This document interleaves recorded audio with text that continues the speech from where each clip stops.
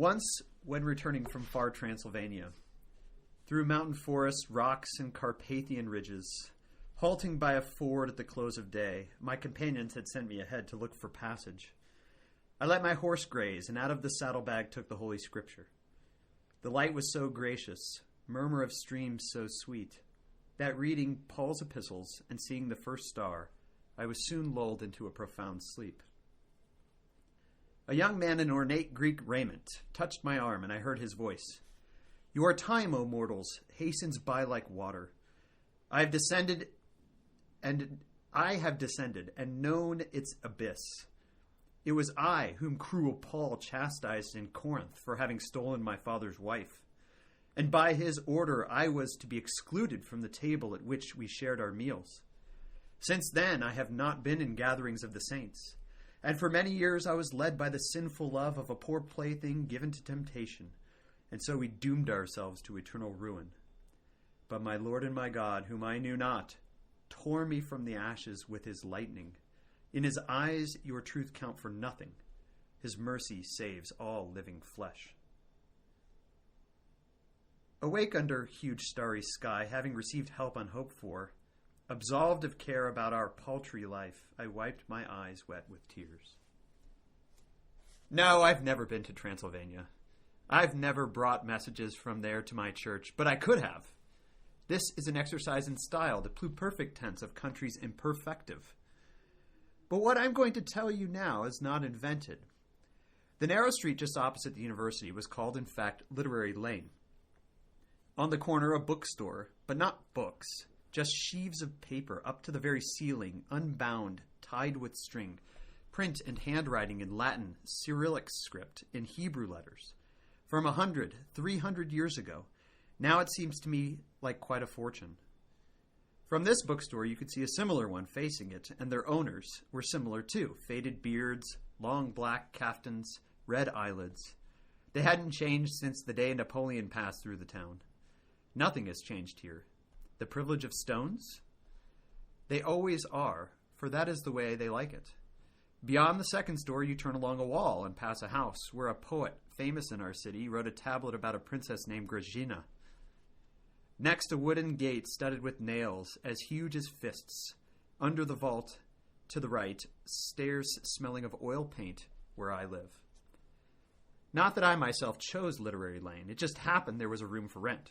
Low-ceilinged with a bay window and oak bed, heated well that severe winter by a stove that used to devour logs brought from the hallway by the old servant woman Elizabeth.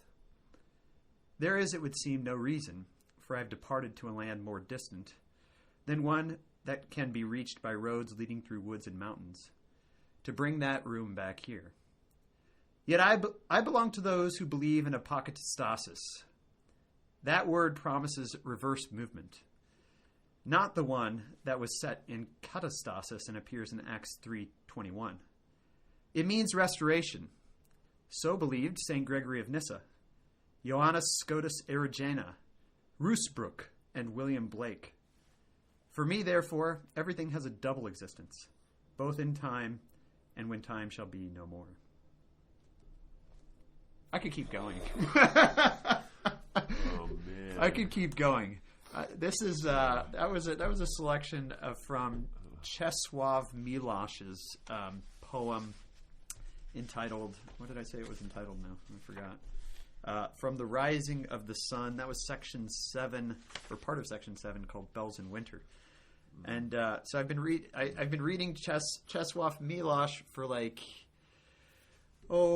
I'd say about this academic year, since the beginning of this academic year. At the suggestion of Brother Angelus, actually. This guy's a Polish writer. He died in 2004. He lived a lot of his life, actually, in California, San Francisco, Berkeley area. I think he taught at Berkeley, or he was a writer in residence or something. So every morning I pray, and then after I pray, I read a little Miłosz. And this morning I was blown away by the fact that he says he belongs to those who believe in apokatastasis, the restoration of all things. So believed St. Gregory of Nyssa. I was blown away. Dude, what? I couldn't believe he was a Nyssa guy. Yeah. After reading this in September, these poems. Yeah. And he's a Nyssa guy. And he believes. I mean, it came out when he had this dream too. Oh.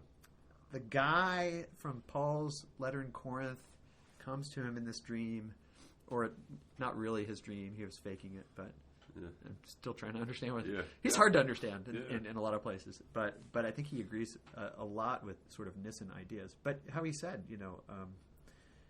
Paul chastised him, and he doomed himself to eternal ruin.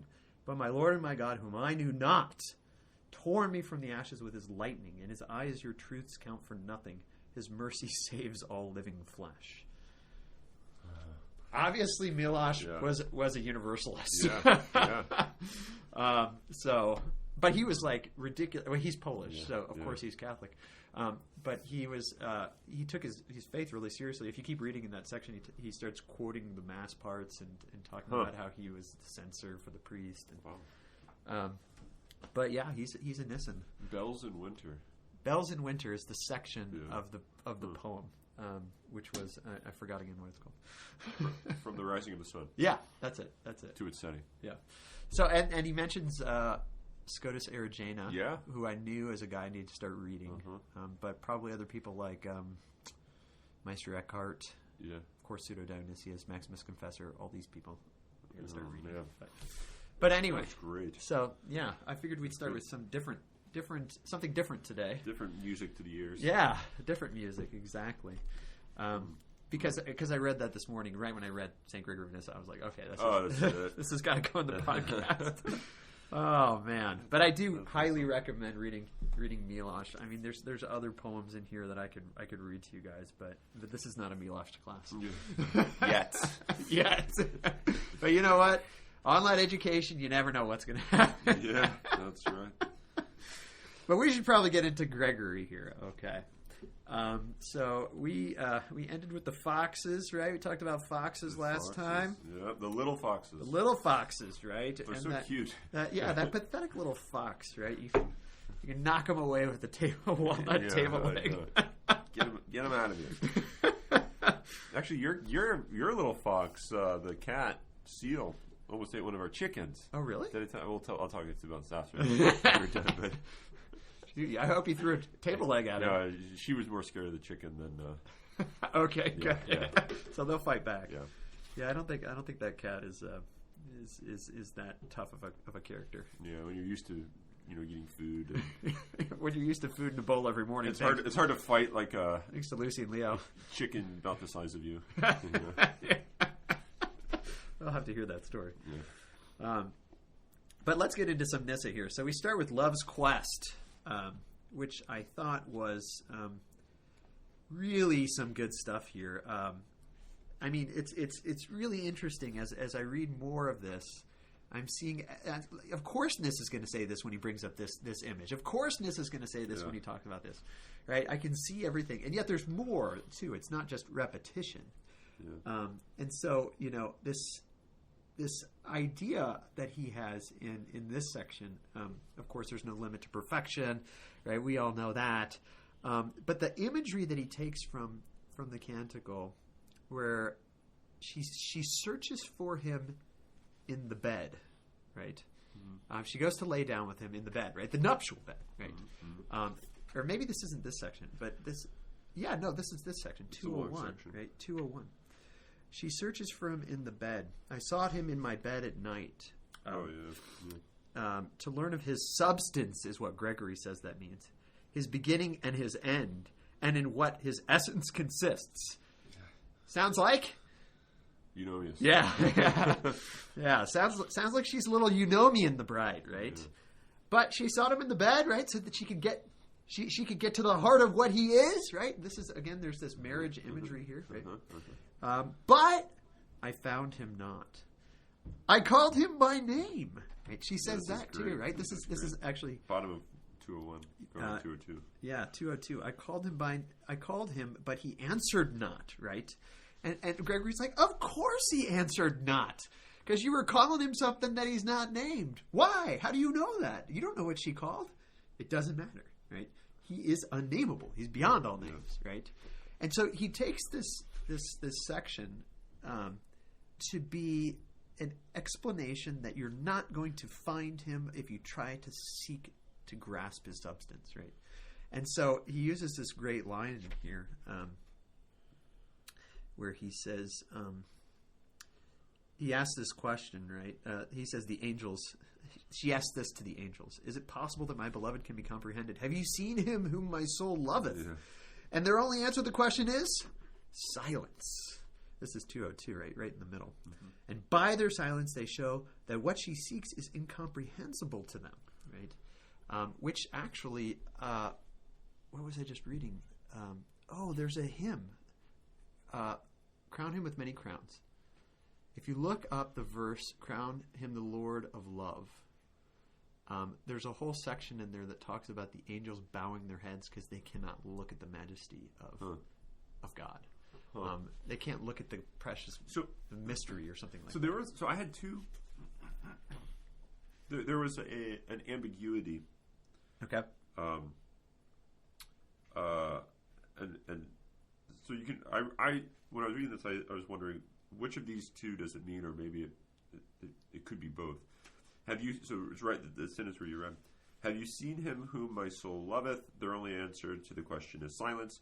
And by their silence, they know that what she seeks is incomprehensible to them. Yeah. And that to them, in contrast to, like is it that she seeks something which they know they can't know. They can't know. Yeah. And that doesn't necessarily mean, like, so is there something about the angel's limitation and not being like changing? So is there something unique about man and his eternal progress, always changing, that he can surpass the that angels? He surpasses the angels? I didn't see that there. That's very interesting. So it's either what I originally thought, which is probably the other one, that is incomprehensible to them because he's incomprehensible to everybody. Because they know that you can't go to the bed and grasp him. And so I actually spent probably too long reflecting on these two sentences. Not possible. Okay. It's the scripture we're talking about, Jacob. Okay. Come on. Okay, good. Okay, redeemed. So we've been reflecting on these for 2,000 years. Yeah, okay. More than that, I guess. Good. Song of Songs. Who knows? 5th century BC or something. 20 minutes on this isn't that bad. Okay. It's not enough. It's okay. not enough. So, but I was thinking that they know. The reason they don't respond is because they're not entirely sure what she is asking or seeking. Uh-huh. All right, so there's sort of an incomprehensibility in her quest. Because man quests and continues to quest. Yeah. Whereas maybe they don't. Not like, we know God and we know he's incomprehensible. But rather, we don't really understand your insatiable drive. Yeah. Maybe. I don't know. I mean, it's you're kind of getting into sort of angelology here, and there's a question about whether an intellectual nature wouldn't always be like that in some sense. Yeah. And maybe if eternity, as Thomas says, right? Maybe their quest is a less changing one, yet questish nonetheless, right? In some mysterious way, right? I would think that. I mean, and maybe he's just saying, I don't understand how you don't understand God because you don't understand God in a different way than I don't understand God. Right. But we both can be united with Him in this real way, in this non-understanding way. Yeah. Yeah. I read this trying to tie it up with what he said about. I think it was in the Catechetical Discourse. Uh-huh. His man's unique. And it was also in the Hexameron, the unique On the Making of Man. It was on the Making of Man. Yeah, the unique material, and therefore the changeability, the mutability of man. Mm-hmm. Mm-hmm. And I was thinking that seems to be at the root of this drive from dove to dove, from glory to glory. Yeah.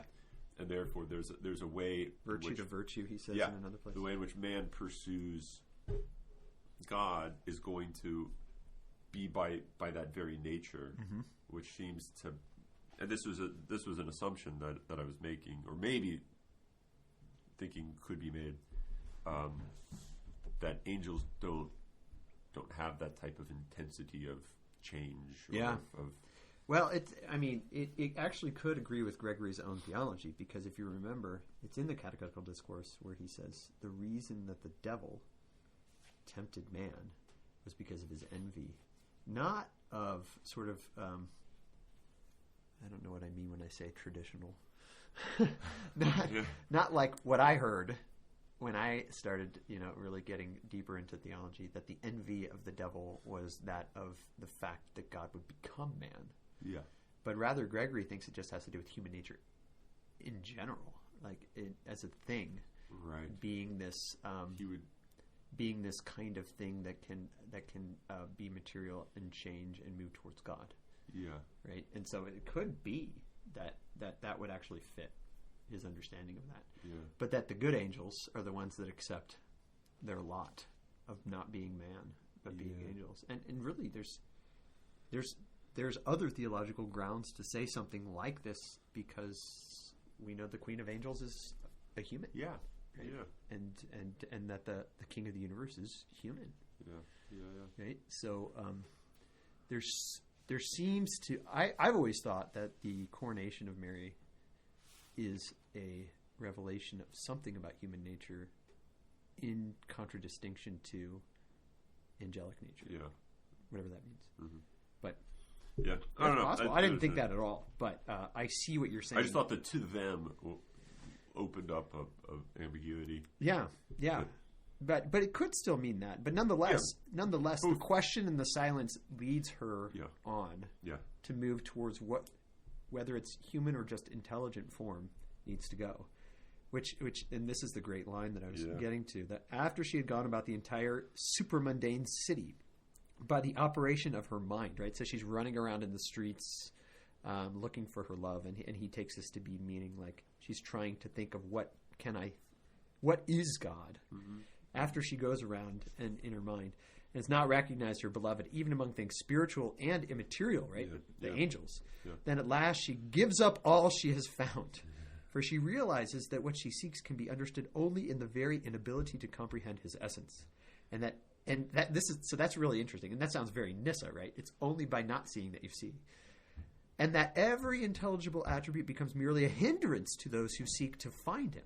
That's why she says, when I had a little passed by them, I abandoned all creatures and passed by all that is intelligible in creation. And when I gave up every finite mode of comprehension, then it was that I found my beloved by faith, and I will never let him go. Which is interesting. It's a grasping that's only a non-grasping. Yeah. Right? And it's a holding that's only a non-holding. And maybe it matches what Jesus says to Mary Magdalene, right? Do not hold on to me. Yeah. Right? Yeah. Noli tangere. The very famous scene that's painted tons of times, right? And I wonder if that has, if you could draw something out of that. And maybe he did somewhere. Maybe I'm stealing that from him. But I thought that was, this is in some sense very typical Nyssa, but in another sense, like he's giving us more insight into this idea of comprehending by incomprehending, right? And this sort of anti-eunomian move that he continually makes, right? Mm-hmm. So I thought that was beautiful. And he ends the section. So I remember thinking when we read the songs, what is he going to do with the going into my mother's the room chamber where my mother conceived me? And I was like, how's he gonna? How's he gonna serve this one up? Yeah. And I think this is great what he does at the end of this. This is really interesting to me. Very bottom of 202, going on to 203. For the heart is indeed a chamber to be filled by the divine indwelling, that is, when it is restored to the state that it had in the beginning, as it was when it was made by her that bore me. For surely we could be right in understanding the mother here as the first cause of our being. Mm-hmm. So in some ways, like what's the chamber, like my mother's. So here, I guess you can put it this way: here, mother is actually referring to God, right? What gave birth to him, and so he is coming to unite himself precisely in that The place where he gave birth. Yeah, where he was birthed. Right? Yeah. Right? He's going to unite himself to his, or I guess this is her. There's too many pronouns going on. The bride. The bride is going to unite herself to the bridegroom in the chamber where the bride was conceived, which was exactly the place where the bridegroom is. The bridegroom is. Yeah, because he's the creator and he's the final end, like the beginning and the end of both, right? Yeah. Yeah. So I just thought that was an interesting, really interesting interpretation. Yeah. That I wasn't even thinking about. Yeah. No, I thought it was. I mean, it's always bold to see somebody use sort of maternal language for God. I always thought it was problematic when I was stupid. Yeah. I mean, I'm still stupid. Yeah. But now I'm like, it's not a problem at all. I mean, this is because I've gone out of my eunomian understanding of God. And so now I see, well, of course you have to talk to him as a mother as well, because no name actually is adequate, right? Yeah. And so, but this gives a lot of insight into the fact that the beginning is the end and the end is the beginning. Good T.S. Eliot stuff. Right? Yeah. Yeah. But the next section is really interesting too, because so he starts talking about the masks, and you know what mask is in Greek? Prosopon, which means person, right? And so whenever we talk about the theatrical masks in Christian theology, we think Trinitarian stuff, right? Which is quite interesting. But here he doesn't quite use it that way. I'm sure there's a connection. Mm-hmm. But here he doesn't use it that way. Instead, he uses it as this very interesting explanation of being transformed from glory to glory. That the life of perfection means that you never stay the same. And so you're always changing. So just like the actor puts on different masks to take on different roles throughout, it's the same actor taking on different roles throughout the play. So do you, as you get transformed from glory to glory, look different, right? Yeah. Yeah. To the point that the friends don't recognize her, right? Because she becomes the pillar of smoke. And this pillar of smoke is just, they don't recognize her because before she wasn't. She was beautiful before, but now she's beautiful in a different and a greater way. Yeah. And that's emphasized by the pillar of smoke, right? And so there's this very interesting things that happens where, and I think it's a pointing again to, just after, and from what I can tell, Danielu is taking these in sequence. It looks like, if you look at the numbers and the sermons, that they are going sequentially. So he's not putting anything out of order. So he's already talked about her, or about God being the one who is unnameable. Mm-hmm. And then he seems to say, you can't pin a name on us either, right? On the bride, because she keeps changing, right? So he says on 205, the rising of the bride in the desert is evidence that she has risen so high out of her devotion and her continence that she causes even the friends of the bridegroom to marvel. And they give expression to her loveliness through many images because it is impossible to explain it with one, right? That's just the point that I was making about the motherhood of God, right? So they compare her in all these different ways, and they're going to continually, throughout the poem, compare her in all these different ways because the beauty, not just of the beautiful one, is ineffable, but the beauty of the bride is ineffable too. Yeah. And of course, this is going to have to do with his understanding of the mirror, and that we become what we look at, right? As he continually keeps doing in this Song of Songs commentary. And so I think that there's something very interesting that the ineffability of the bride, it happens because of her constant changingness, whereas the ineffability of God happens because of his weird immutability, or maybe beyond mutability, we can say. Yeah. But I still think it's interesting that his limitlessness. Yeah. And so we have a limitlessness too, but it's a specifically creaturely limitlessness, but it is still the mirror of the divine. Limitlessness that, I don't know if you want to say plays itself out, but it's a limitlessness that's in time, if you will, right? So it's kind of the mask changing, right? If time is a measurement of change, right. But that means that at any given time, there's always a limit, right, to what we are, right. But that is not It's not a limited limit. Yeah. It's not a limited limit. Yeah. Yeah. Right. So that we're sort of the limited unlimiter. Yeah. I don't know if there's a way to put it. Whereas God is the limitless. Yeah. One. Right.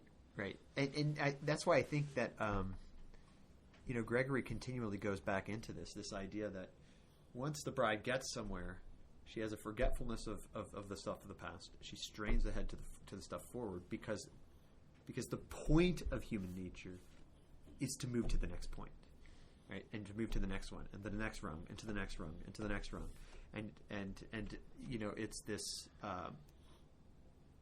satisfying change, which sounds contrary to classical metaphysics, but it's Christian metaphysics. Right? I mean, it's a new explanation of what man is. It's a revelation.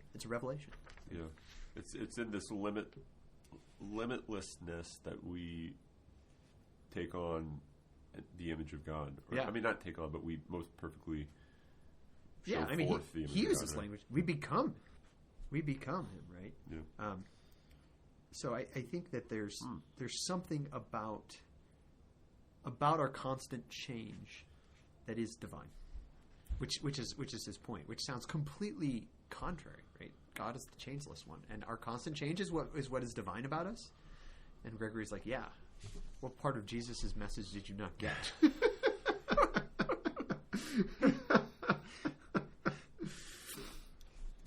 Okay, but we should move forward here. I didn't have a ton to say about the guardians of the heart. Yeah, I liked how in this section there was a lot of humility. I mean, nothing in particular about what he says about it, but he says in great humility, as if like, shoot, I don't know. Yeah. I don't know what the 3 scores means. He's like, maybe it's this. Yeah, he's like, and of course, this is like because it's patristic. There's sort of an obsession with numbers. Yeah. And there's a question why we don't. Yeah. So anymore, right? I was thinking, I kind of get worried about the fact that sometimes we read the patristics and we're like, oh yeah, they were weird like that. Yeah. But maybe we're the weird ones. Yeah. But here, so I was thinking about this. Like, I don't know. You read your initial thought someone might have when you're reading this. Do you really think that 3 scores has to do with the 5 times 12? Yeah. And the 5 senses and the 12 tribes. Yeah, and then you multiply them. And, yeah. I mean, you kind of think that's kind of I don't know, conspiracy theory-ish. but then I started thinking about but if that is an opening to a spiritual understanding, what is bad? Call it bad or wrong, right? About that, right? So, and if it turns out that, and maybe this goes to something we were talking about in the last podcast. If truth is so vast as not to be able to be limited to a single description of it, then what's so incomprehensible to say that all numbers, all ratios, even are revelations of truth, right? And the most meaningful truth, which is God Himself, right? So, I also think that there's a historical kind of critical insight into this as well, which is okay. So, what did ancient people in the Roman Empire think? Well, they thought if they saw a number that it had a meaning. So perhaps when numbers are put into the scriptures, the original author is intending there to be meanings like this. Yeah. Which means, according to Dei Verbum, then the Holy Spirit intends that a meaning be put in like this, right? Yeah. So I mean, a great example of this is one of the Gospels from last week. Jesus on the shore making breakfast for the apostles after the resurrection. Right? They bring in the fish, and John says, and although there were 153 fish The net didn't break. And Augustine goes on and on about what this 153 means, right? But the fact that Augustine would think that that number meant something means that probably John intended for that number to mean something, because they're really pretty close to the same cultural context. Yeah, yeah. I mean, they're both ancient Westerners, right? Eastern, Western, historically, right? Yeah. I mean, we the West takes its culture from the scriptures, the Judeo-Christian tradition, the Greeks, right? So and you wonder, even in sort of a divine inspiration kind of way, why the heck would God put 153 in there, right? I mean, there has to be some reason for it, right? And so but I think lots of times the reason might be obscure to us, which might have been clearer to them. Yeah.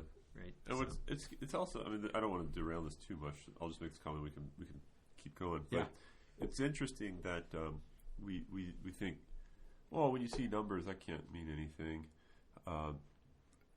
It's sort of at the heart of the mathematical representation of the universe to find numbers and ratios and everything, and have those actually be meaningful. Now, they're meaningful not theologically for most people that are interested in this, scientists, right? But yet they still nonetheless think that when you see proportions and ratios, and that there's something, this is telling us something about something. Now that something is a law or what have you, but but it's still, I mean, what's interesting is, like, numbers still are just as meaningful. It's just they take on a different source. Yeah. So it's interesting that we would sort of, I guess, sequester the meaning of the number to the non-theological or something like that, or to the, I don't know, physical, and sort of divest it of all metaphysical meaning. Yeah, but maybe it's sort of a. This kind of goes back to what we were talking about in our last podcast. It's sort of an understanding of our own misunderstanding of truth as being sort of abstract head stuff. Yeah, rather than being encounter with reality. And so I wonder if that's if these guys didn't have that problem, like we have. Yeah, I mean, they had other problems. Yeah, but not like the ones we have. So yeah, but I don't know. I thought it was a great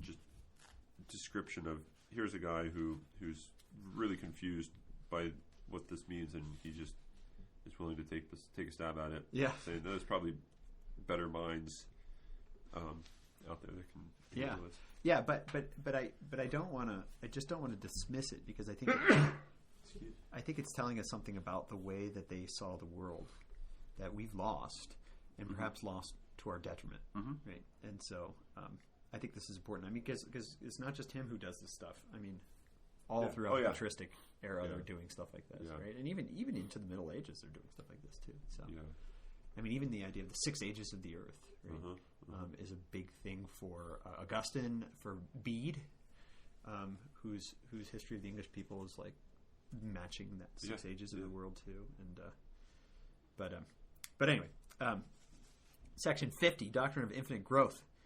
Typical Gregory, right? I mean, this is almost. I almost feel like somebody could read this and almost distill this idea that we've been talking about this whole semester, right?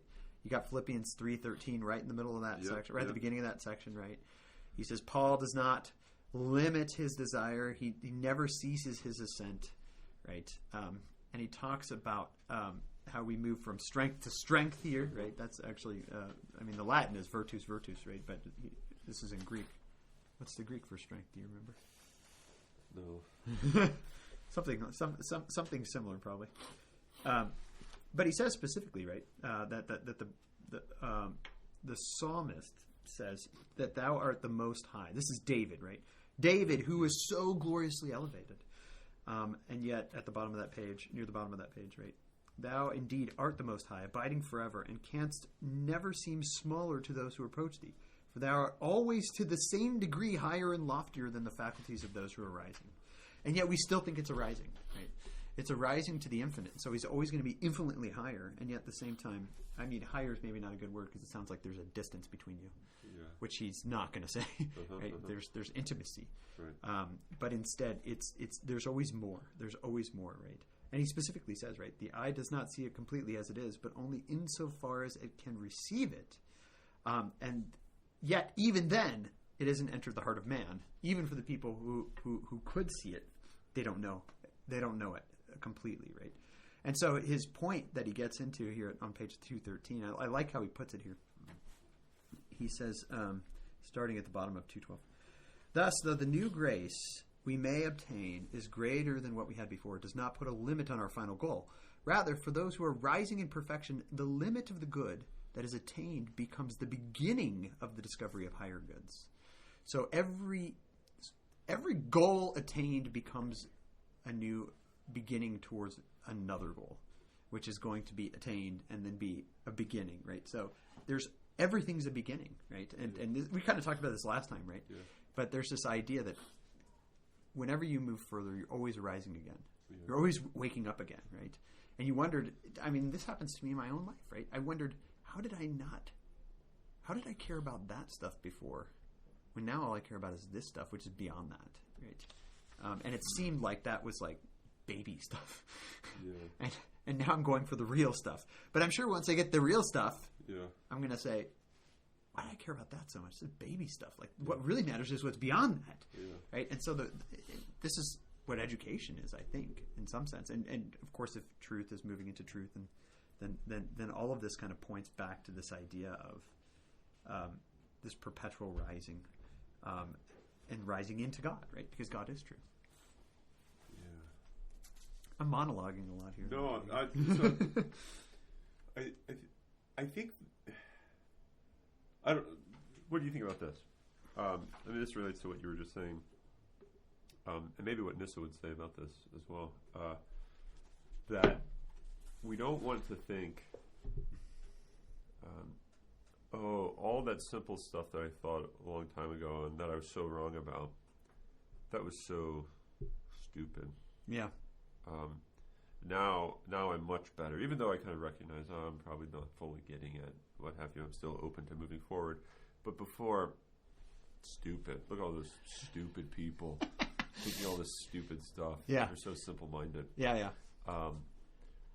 But because if what designates one as on the way is this sort of openness, like what sort of progress is made such that you can say, oh, now you're not stupid in your eyes, right? Because if you really take this infinite progress seriously, you're still infinitely far. Then you're infinitely stupid, just as you were before. Yeah. Right. Yeah, and this is why I think he defines perfection as movement, right? And so who's perfect? The guy who's progressed further, or the guy who's just started progressing? In a sense, I want to say Gregory's going to say, which one's moving forward? Yeah. He's the perfect one. Because it has nothing to do with how far you are, because in a sense, distance isn't a reality. Yeah, and it might be the more that you realize that the I don't know, the more intimate you are with the one you're pursuing, right? So doesn't he say, he goes on in the previous section, he ends by talking about the soldier and the warrior, the Israelite, the warrior, and the child, but he brings that up I thought later towards the end of the reading, and he sort of likened the child state to the state of salvation or something like that. Did he say something like that? But it had to do with the purification. The pure eye, the single eye. Maybe it was the pure eye. I don't know. I thought I made a big to do about it. But anyway, I thought that one of what might be going on is we're returning to. Oh no, I think here it is. Maybe. Yeah, bottom of 210. This was the last section. Okay.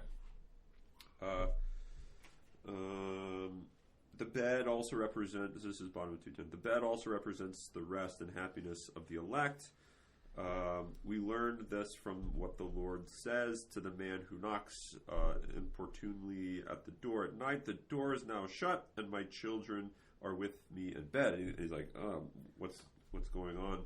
What does he mean by the children are with me in bed? And he goes on to say, it's because they have, they're the most pure, and by this we are taught that the perfection we attain by our efforts is none other than that which was implanted in our nature at the beginning. So in some ways, to attain the end is to return to the beginning, to the unsoiled beginning in some ways. For when a man is girt his sword on his thigh by devotion to the life of perfection, and has thus cast out all passion, he becomes, as it were, a child in years, because he is no longer sensitive to such passionate impulses. So, it's in many ways, it seems that the movement to perfection is actually a movement to simplicity, or movement to I guess you could call it simplicity. Like, I mean, this is like the Balthazar, unless you become like this child. Yeah. It's also in the gospel. I mean, Jesus took the kid, you mean? Yeah, Jesus took the kid. And he said, you got to be like this guy. Got to be like this guy. Like, and even being born a second time. Yeah, right. And so we tend to think of maybe the life in pursuit of God is this life of maturing, and it is a life of maturing, but it's a life of maturing that is not moving away from the origin, from childhood, but it's a perfecting of it. Childlikeness. Yeah, the perfection of childlikeness, which is kind of a going back, because there's an idea that the defection of the person is a movement away from the childlikeness. Yeah, and so you have to go back to it, right? And Gregory can, a lot of times, I mean, he'll talk about how all we're really doing is moving back to Adam, like we're moving back to our original state.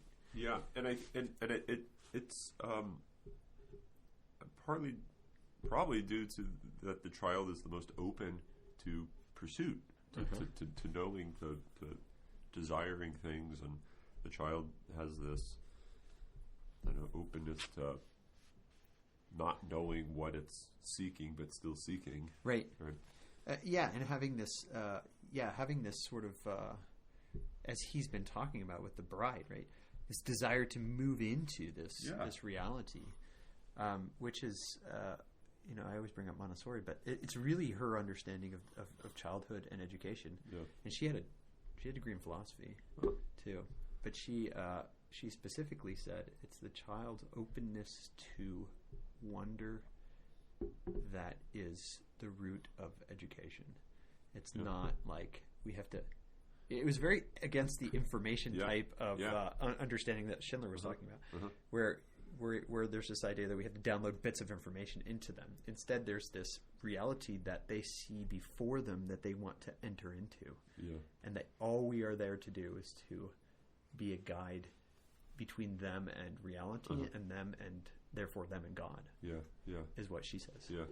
Which I think is interestingly. I think if you put that in a Nissan context, then what you're trying to do is just move back to an openness to reality. To a contemplation. And I think it's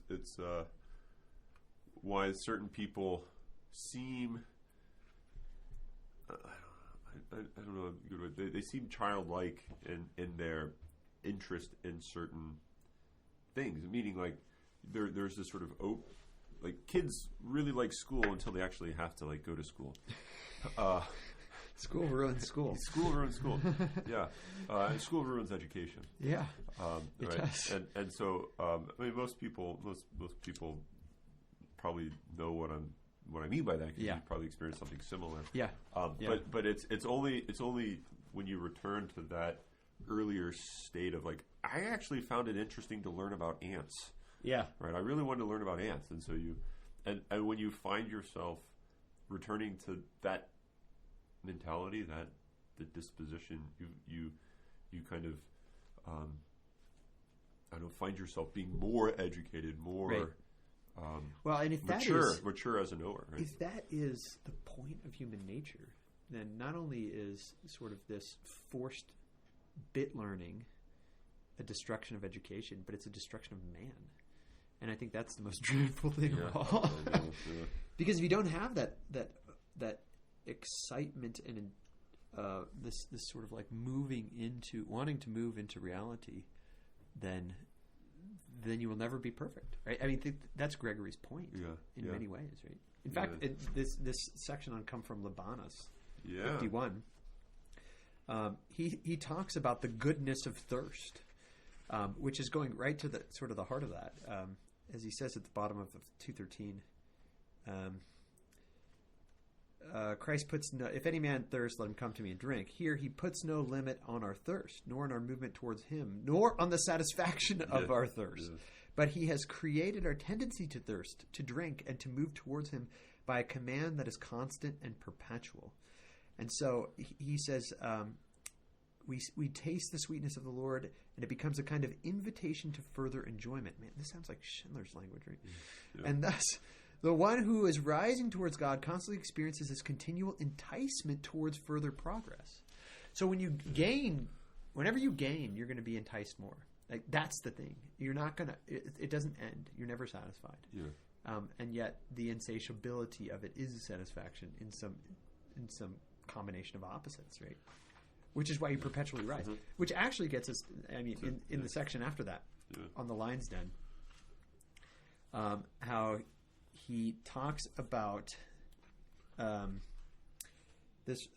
So this is all from this verse. If you look at page 213 again, right after "Come from Libanus," the verse 8.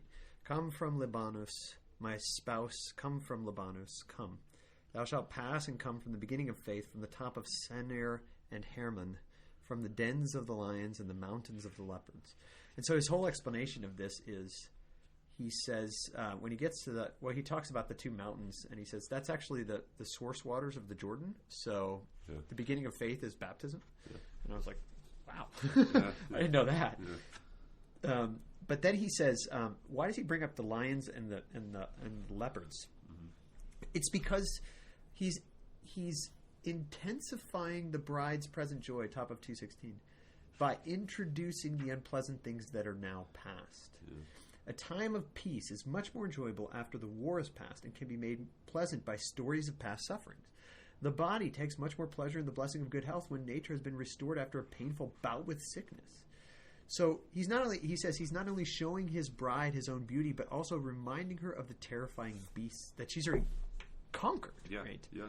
So he's saying that there's something that has to do, and this makes me think of sort of a de Lubach's obsession with the historicity of man, and Ratzinger too.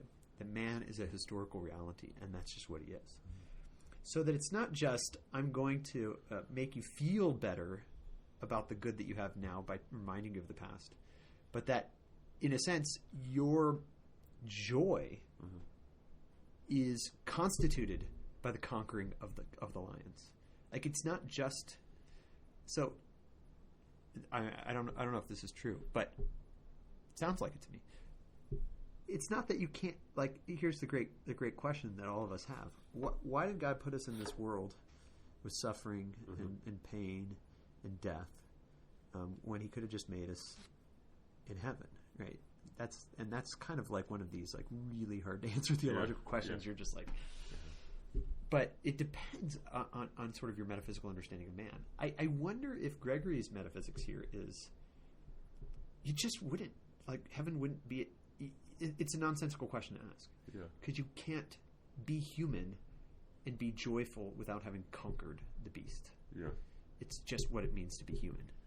At least that's what I think he's saying, right? I think he's saying something like that.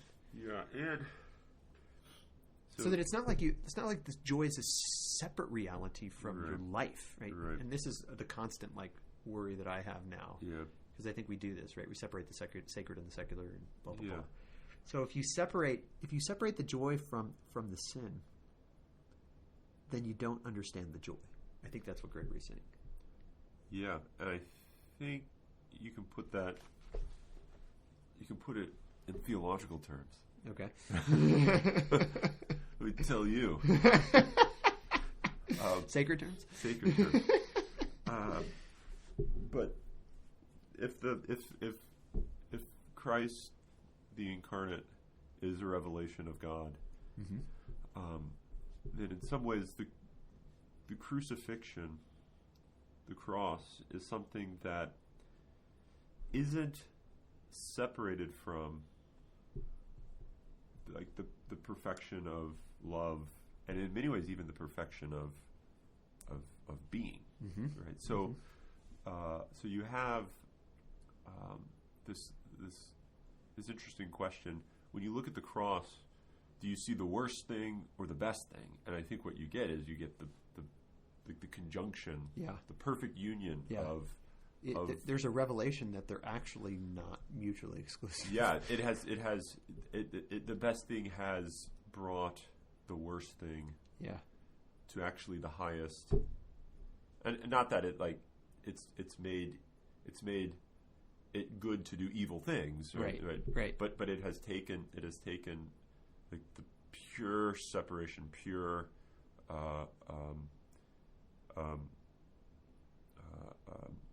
pain and suffering, and has made it the greatest occasion, and even the greatest sign now, the sign of the cross, as the greatest sign of joy, hope, fulfillment. So it's not that you look at it and you think miserable thoughts, but you look at it and you recognize that the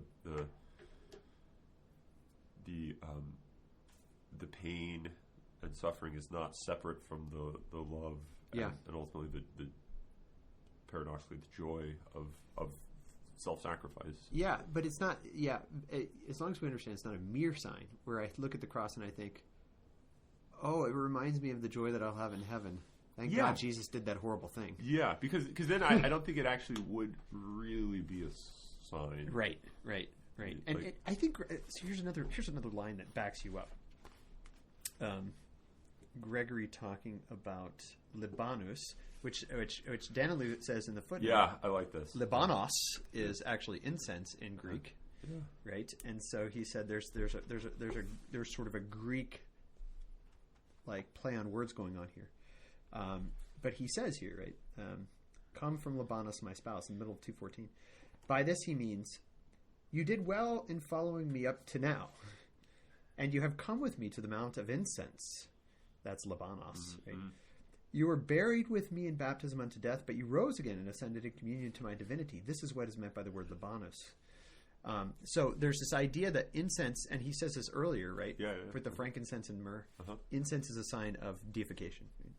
But he goes on. So rise up now from here and go on towards other peaks, advancing, ever rising by operative knowledge. Come then from Libanus, he says, no longer as my betrothed, but as my bride. For no one can live with me as my bride unless by the myrrh of death she is transformed into the incense of Libanus. So there's something, deification is death in some way, right? Yeah. And that's the revelation of Jesus Christ on the cross, right? That the cross is not, it's not an instrumental, mechanical, technical way of causing us to be happy. It is a revelation of what God is. Yeah, it's constitutive. I mean, it's not. God died on the cross so that we wouldn't have to. Right. No, it's God died on the cross to show us that if you want to be Him, so the only so that we could actually, that would be the only like true way to die. Yeah. To wait. We were like the undead. Yeah. Right. We couldn't actually undergo the depth of a real death. Yeah. Right. Yeah.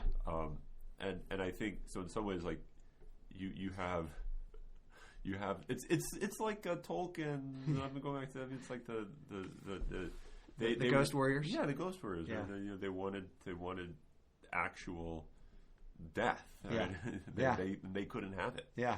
I mean, I think there's something interesting about, we highlight the life part of this, but it might be that the revelation of the cross is a sharing of perfect life, because at the same time it's a sharing of like a death, a giving of yourself, a relinquishing of oneself. Yeah. And you can't fully give yourself over unless you have the crucifixion. Right. And going back to Tolkien, those guys, how were they released into real death? Yeah. By fighting for another. Yeah. Right. I mean, it was by love, right? Mm-hmm. Because that's what real death is, right? It's love, right? Which is, again, the context of the whole Song of Songs, right? Is that love is how you're transformed into God, right? Yeah. Which is what he says, right? I mean, he says that a number of times, that we're transformed into God, right? But we're looking at our time here. Last points here. Yeah. I do want to talk about the mirror of the church. Mirror. Uh-huh. Okay, so he actually doesn't use the mirror image until the very, very end. Uh-huh. But what's interesting here, at the beginning here, he talks about the voice of the word is ever a voice of power. So when the word calls a soul that has advanced to come unto him, it is immediately empowered at his command, and becomes what the bridegroom wishes. It is transformed into something divine. It is transformed from the glory in which it exists to a higher glory by a perfect kind of alteration. This idea that the word calls and it happens is, I think, really important in understanding that we receive the ability, and not just the ability, but even the act of our freedom from him, right, as a gift. Yeah. And so it's not just, I should go do this stuff, although it is, looking at it from one angle, but it's also, I have to receive my doing of this stuff. Yeah. Which I think is important. But I think the better part in this, two things. First, I love how he talks about in Christ there's a revelation of the opposites. Almost what we were just talking about, right? Yeah. About death and life, right? Yeah. He says, in earlier times, these celestial powers, the angels, were familiar only with the regular uniform operation of the divine wisdom, as it worked miracles in accordance with its nature, right? So, God did cool things like create. That's awesome. And, walk on water or something, right? But he says, but now it's different, right? But that manifold quality of divine wisdom, which arises by the union of opposites, has only now been clearly revealed to them through the church. So he says the angels actually learned this through the church, which is interesting. How the word becomes flesh, life is mingled with death. In his bruises our wound is healed.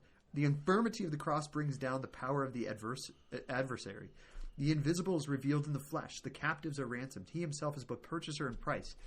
Earlier he does a bunch of lists too, in the middle of that page. How is it that life comes through death? Justice through sin, praise through malediction, glory through dishonor, strength through weakness. Right? All of this is a new revelation in God, in Christ, right? And specifically in the church, right? Yeah. That he's the slave and yet remains the king, right? All of this stuff that he talks about. So I think it's this weird. He almost wants to say, like, and maybe this is what we've been trying to say, sort of, for the last 4 years. The paradox of being is Christian metaphysics. Yeah. Right. It just isn't. And to deny paradox and say it either has to be this or that is to fail to be a Christian. I mean, I think that's what Gregory's saying. That's definitely what I'm saying. And I think I've been saying that for about 4 years, at least. Yeah. maybe a little more. And the paradox of being is love. Right. Yeah. Right. Because you become full of yourself by giving yourself away. And this is what I like about Balthazar. Is he says to call it a paradox is actually not really correct. There's nothing paradoxical about it. There's nothing. How does he put it? There's nothing. There's no tension in love. It makes perfect sense to those that know it. There's nothing confusing. Nothing confusing about it. It's only confusing to those that are trying to think about it in some other terms. Yeah. Right. And I think that's really, for me, that's a really important thing to remember, is that it's a paradox when thought about from a different angle, a different paradigm. Different paradigm. Yeah, which is why I think Jesus is a revelation, because he's the one who has to come and reveal to us. You don't have to think in the paradigm you used to. Yeah, which is why it's Christian metaphysics. And then it's also a revelation from within that you might say, yeah, I know, but I still don't get it. What do you? Yeah. But it's only once you have sacrificed yourself for another that you start to understand. It's not actually paradoxical. It makes perfect sense. Right. And not only that, and so it's kind of like you get it by not getting it. Right? Yeah. I mean, when you stop trying to get it, just like the bride, right? Who searched in the bed in the night and then passed them by, and she said, then I found him. Yeah. When I passed by every name, just in the same way, I think like when we try to get it in a get it kind of way, then we don't get it. But when we stop trying to get it in a get it kind of way, then we get it in a not get it kind of way. Yeah. I got that. Get it? Got it good. I got it. That made perfect sense to me. And if it didn't make sense, go back and rewind it and play that again. Yeah, which is the glory and also the downfall of podcasting. But but another point I want to bring up, 2:19. Yeah. I was very scared when I read this parenthetical note. Did you? I don't know if you thought this. He was talking about. So let me just read a little from the top of that paragraph. All these and more are the works of wisdom that is manifold and obscure, and all these the friends of the bridegroom learn through the church, and thus they are given heart as they recognize in mystery another aspect of the divine wisdom. Perhaps, if I may venture a rather bold conjecture, I was like, okay. Gregory's like the boldest theologian like ever. Your whole book is bold. Yeah, like, your whole life is bold, and now you're saying you're going to do something bold? How do you bold something that's already emboldened? Yeah, I don't know. I mean, this is where I'm afraid he's going to like punch me in the face.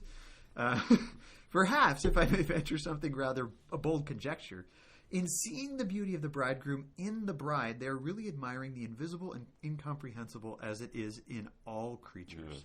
Yeah. And I just wrote on the side, beauty. Yeah. Yeah. This is his bold conjecture. Beauty. Yeah. That's his bold conjecture, which is a bold conjecture. Yeah. And yet it has to be. Yeah. Right? Yeah. I think this is going to be I think the last chapter of Schindler. Oh yeah. I think this is the last chapter of Schindler. Yeah. It's also the and I always go back to this, the preface of Schindler Senior to de Lubac, right? Discovery of God. Yeah. No, not Discovery of God. Supernatural. Mystery of the Supernatural. Yeah. Uh-huh. Which is where he says, maybe de Lubac would have said this if we had asked him, but maybe this openness of nature is not just a human thing, which is exactly what he's suggesting here, right? And I like where he goes after that. We're gonna keep going. Or? Go ahead. So a few lines down, and yet he has made the church his body, and he builds it with love through the increase of the faithful, until we shall all be united in one perfect man, unto the measure of the age of the fullness of Christ.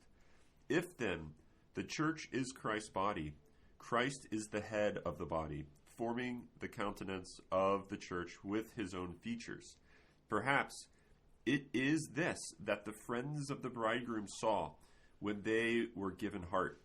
In her they see more clearly that which is invisible. I thought that was awesome, and that's like that's just a perfect description of beauty. That's what that's what beauty is. Right. And but there's this unique beauty of the church, which is that it isn't just. I mean, it's beauty come true. It's beauty. Myth become fact. Incarnate. Yeah.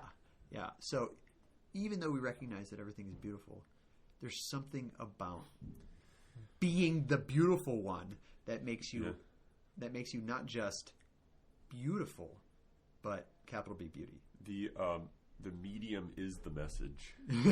Yeah. You become what you're communicating. You become a sacrament. Yeah. Absolutely, right? That's exactly what sacrament means, right? It's the sacramental reality. And it's right there. The next line is where he uses the reflection of the mirror. The sun reflected. The church is the pure mirror, and thus he can be seen by his reflection. And yet at the same time, he uses the language of reflection. At the same time, he uses the language of equation, identity. He says that as well. So, oh man, good stuff. I mean, we could talk about the one eye, which is really interesting too. The Cyclops. Yeah, and the idea that the one who sees. I mean, this is kind of killer. he talks about he mentions the three persons of the Trinity here, and only the person that has the one pure eye, right? Because that's the one that has given them heart. Yeah. One of thy eyes, because the other one wanders off in senselessness. Yeah. But this one sees the truth. And so he says, the one who looks at God, what does he see? This is, by the way, I thought this was very postmodern too. Near the bottom of that paragraph. Some men have a very bad vision with regard to the eternal nature of the Godhead because their eyes are at variance. Because the image which arise from their distorted vision, they divided his unique nature into many. I think he's talking about polytheists or like tritheists. Yeah. These are men who are said to see much, and in seeing so much, they see nothing.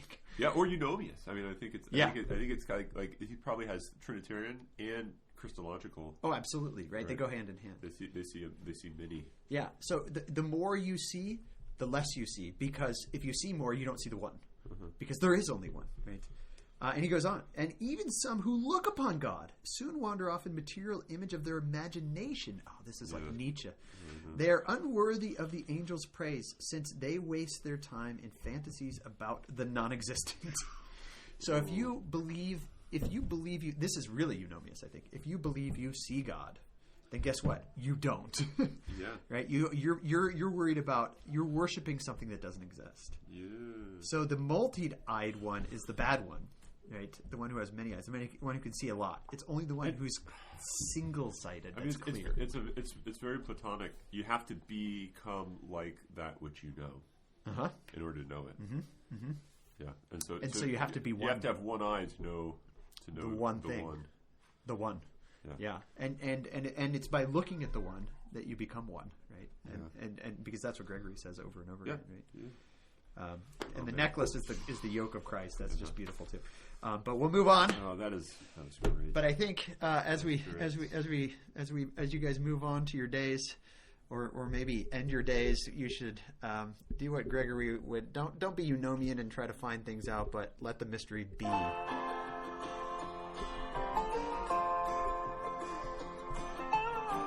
Everybody is wondering what and where they all came from. Everybody is worrying about where they're gonna go when the whole thing's done. But no one knows for certain, and so it's all the same to me. I think I'll just let the mystery be.